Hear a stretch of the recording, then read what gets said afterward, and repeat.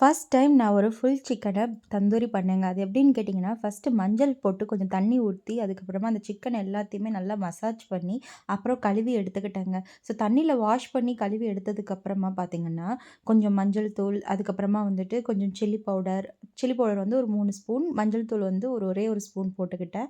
அதுக்கப்புறமா வந்துட்டு சால்ட்டு ஒரு 2 ஸ்பூன் போட்டுட்டு, அதையும் நல்லா மிக்ஸ் பண்ணிட்டு, அதுக்கப்புறமா அந்த சிக்கன் மேல பார்த்தீங்கன்னா, ஒரு 2 டூ 3 மினிட்ஸ் வந்து நல்லா மசாஜ் பண்ணிக்கிட்டேன். ஏன்னா, அப்பதான் வந்து எல்லா சைடுமே வந்துட்டு ஈவனா வந்து மசாலா வந்து நல்லா மிக்ஸ் ஆகி அப்ளை ஆகும்னு. அதுக்கு மேல பார்த்தீங்கன்னா, கொஞ்சம் ஆயிலும் வந்து நான் அப்ளை பண்ணிட்டேன். ஒரு 2 ஸ்பூன் ஆயில் போதுங்க ஃபுல் சிக்கனுக்கு.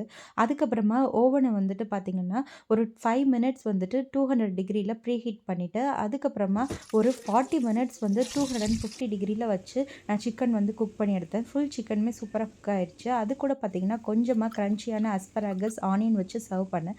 டோட்டலா சிக்கனோட டேஸ்ட் சூப்பரா இருந்ததுங்க.